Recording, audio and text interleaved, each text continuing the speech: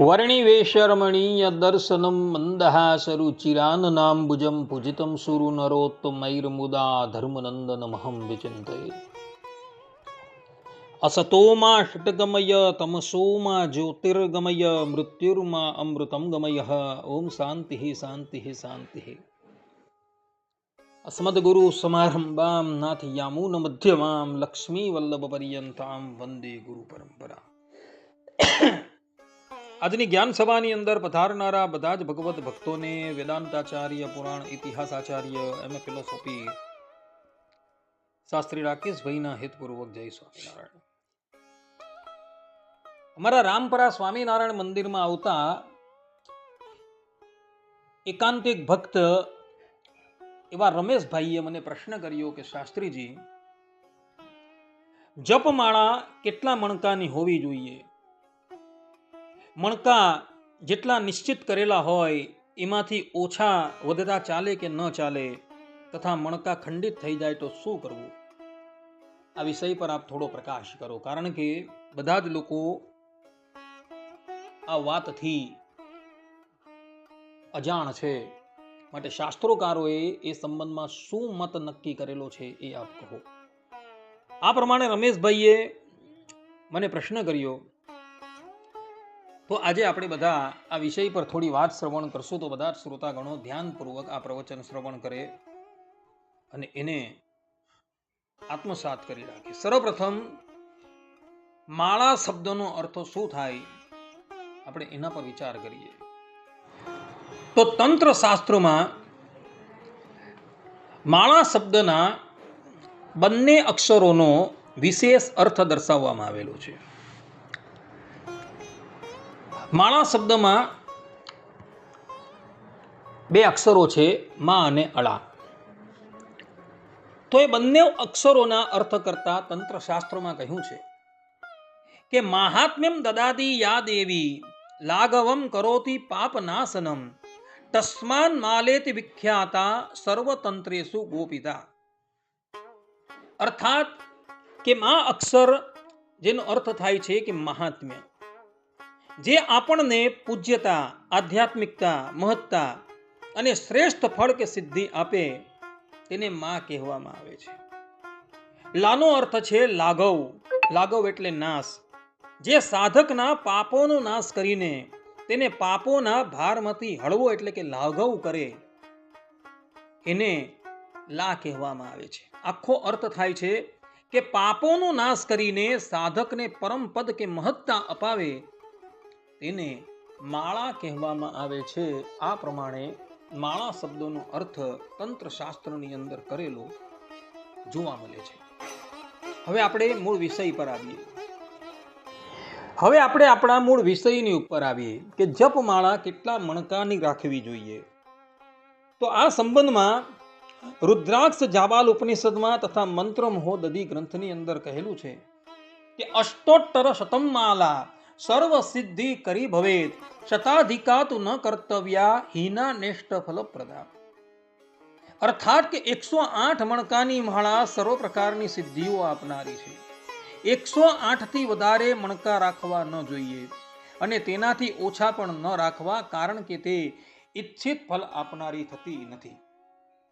આ પ્રમાણે અહીં આ ગ્રંથની અંદર સ્પષ્ટ રૂપે એવા વચનો જોવા મળે છે કે જે માળાની અંદર 108 મણકા હોય એ માળા સર્વ પ્રકારની સિદ્ધિ આપનારી છે. ઓછા કે વધુ મણકા હોય તો એ ઈચ્છિત ફલ આપનારી થતી નથી. તંત્રશાસ્ત્રમાં અને જ્યોતિષ શાસ્ત્રની અંદર 108 મણકાનું રહસ્ય બતલાવતા કહેલું છે કે 12 રાશિ અને 9 ગ્રહો એનો ગુણાકાર કરવામાં આવે તો એ 108 થાય છે. તેથી 108 મણકા ફેરવવાથી તમામ ગ્રહો અને નક્ષત્રોના દોષો દૂર થઈ જાય છે. માળાની અંદર 108 મણકા કેમ રાખવા? તો 12 રાશિ અને 9 ગ્રહો એ બંનેનો ગુણાકાર કરવામાં આવે તો 108 થાય છે. અને એવા 108 મણકાની માળા ફેરવવામાં આવે તો તમામ ગ્રહો છે, નક્ષત્રો છે, એ બધાના જ જે દોષો જે છે એ નિવૃત્ત થઈ જાય છે. માટે 108 મણકાની માળા રાખવી જરૂરી છે. 108 થી ઓછા કે વધારે મણકા હોય તો શું થાય? તો એ સંબંધમાં કલ્પદ્રુમ તંત્ર તથા શારદા તિલક તંત્રની અંદર કહેવામાં આવેલું છે કે હીના મનોરથમ હંતી આધિકા વિઘ્નકારિણી તસ્માત સર્વ પ્રયત્નેન અષ્ટોત્તર શતકામ સ્મરેત. અર્થાત કે જો માળામાં નિયમ કરતા ઓછા મણકા હોય તો તે મનોરથોનો નાશ કરે છે, અને જો મણકા વધારે હોય તો જાપમાં વિઘ્નો અને બાધાઓ ઊભી કરે છે. તે સર્વ પ્રયત્ને કરીને 108 મણકાની જ માળા રાખવી જોઈએ. આ પ્રમાણે અહીં સ્પષ્ટ રૂપે કહેલું છે કે જે લોકો માળા દ્વારા જાપ કરે છે એઓએ હંમેશા 108 મણકાની જ માળા રાખવાની છે, પરંતુ એનાથી ઓછી કે વધુ મણકાની માળા રાખવાની હોતી નથી. કારણ કે જો માળામાં નિયમ કરતા ઓછા મણકા હોય તો તે ઈચ્છાઓનો નાશ કરે છે, અને વધારે મણકા હોય તો એ વિઘ્ન બાધા ઉત્પન્ન કરે છે. હા, ત્યાં બીજી એક વાતની સ્પષ્ટતા કરેલી છે કે વિશેષ કામનાઓ કે તંત્ર સાધનાઓ માટે 27 છે, 36 છે કે 54 મણકાની માળાનો શાસ્ત્રોમાં અપવાદ આપવામાં આવેલો છે, પરંતુ તે અડધી કે ચોથા ભાગની ગણતરી પ્રમાણે જ હોવી જોઈએ. કોઈક સિદ્ધિને અર્થે, કોઈક કામનાને અર્થે તમે સાધના કરતા હોવ તો તંત્ર ગ્રંથોની અંદર 27 છે, 36 છે કે 54 મણકાની માળાનું પણ વિધાન કરવામાં આવેલું છે, પણ એ અપવાદરૂપ છે. જે લોકો પુરુષોત્તમ નારાયણની આરાધના કરતા હોય તથા ભગવાન શંકરની આરાધના કરતા હોય કે દેવી દેવતાઓની આરાધના કરતા હોય તેઓએ તો 108 મણકાની માળા જ રાખવાની છે, પરંતુ એનાથી ઓછી કે વધુ રાખવાની નથી. તૂટેલી હોય, સાંધેલી હોય કે ખંડિત માળા હોય, તેનો ઉપયોગ કરાય કે ન કરાય તો એ સંબંધમાં પંચરાત્ર શાસ્ત્રની પદ્મ સંહિતાની અંદર કહેલું છે કે છિન્ન સૂતા તુ યા માલા ભિન્ન મણિકા ચયા નતામ ધારયે જપે વાપી પિશાચત્વમ પ્રજાયતે.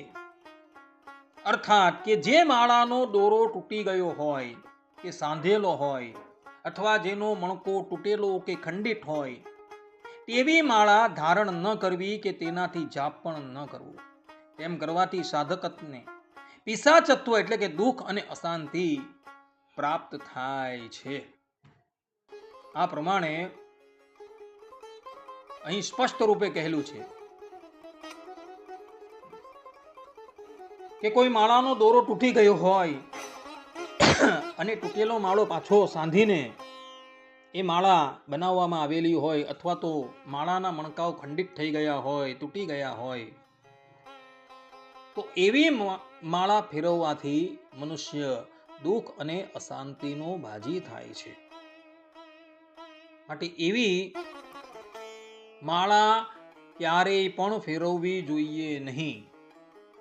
ગંધર્વ તંત્રની અંદર કહેલું છે કે ટ્રોણ સૂત્રેણ બદ્ધાયા સા માલા ન શુભપ્રદા. અર્થાત કે કાચા દોરા કે સામાન્ય તૃણથી સાંધેલી માળા ક્યારેય પણ શુભ ફળ આપતી નથી. માળાને માટે દોરો જે છે ને એ હંમેશા નાયલોન રાખવો જોઈએ, અથવા તો રેશમી છે કે સુતરાવ છે એ પણ ચાલે. જે દોરો મજબૂત હોવો જોઈએ, જે દીર્ઘકાલ પર્યંત ચાલી શકે એવો હોવો જોઈએ. તેના દ્વારા જ માળા જે છે એ પુરોવવાની છે. પરંતુ એ સિવાય બીજા કોઈ કાચા દોરાથી માળાને પુરોવવાની નથી. બધા લોકો આ વાત જે છે એ ખાસ ધ્યાન રાખે. આનો મુખ્ય નિષ્કર્ષ શું છે? તો માળાની યોગ્ય સંખ્યા કેટલી? તો જાપ માટે 108 મણકાની જ માળાનો ઉપયોગ કરવો એ શ્રેષ્ઠ છે. ઓછા મણકાથી મનોરથ નિષ્ફળ થાય છે અને વધારે મણકાથી કામમાં વિઘ્ન આવે છે. તૂટેલી, સાંધેલી કે મણકો તૂટેલો હોય તેવી માળાનો ઉપયોગ ક્યારેય ન કરવો. આવી માળાને નદી કે જળાશયમાં વિસર્જિત કરી નવી રેશમી કે સોના ચાંદીના તારમાં પરોવેલી માળા વાપરવી જોઈએ. આ પ્રમાણે આનો નિષ્કર્ષ છે. અથવા તો તમારી માળા એ સિદ્ધ હોય અને એમાંથી એકાદ બે મણકા તૂટી ગયા તો એના સ્થાન પર નવા મણકા જોડી દેવા અને પછી માળા પુનઃ બનાવી દેવી. આ પ્રમાણે પણ મહાત્માઓ કહી રહ્યા છે. કારણ કે જે માળાથી તમે કેટલાય નામોના જાપ કરેલા હોય તો એ માળાની અંદર એનું દૈવત આવી ગયું હોય છે. તો એવી દૈવતવાળી માળા જે છે ક્યારેય પણ તૂટી જાય તો એને પધરાવવાની નથી. એક બે મણકા તૂટી ગયા હોય તો એના સ્થાન પર બીજા મણકા જોડી દેવા અને કામ ચલાવી દેવા. એટલે જે પ્રમાણે શાસ્ત્રોકારોએ કહેલું છે તે જ પ્રમાણે તમે કરશો તો તમને એનું યોગ્ય ફલ મળશે. જો એનાથી વિપરીત કરશો તો પછી તમારે એનું માથું પરિણામ ભોગવવું પડશે. કહીને હું મારી વાણીને અહીં વિરામ આપું છું. સર્વે સંતો નિરામયઃ, સર્વે સુખીનો ભવંતુ, સર્વે ભદ્રાણિ પશ્યન્તુ, મા કશ્ચિદ દુઃખ ભાગ ભવેત અસ્તુ. જય સ્વામી.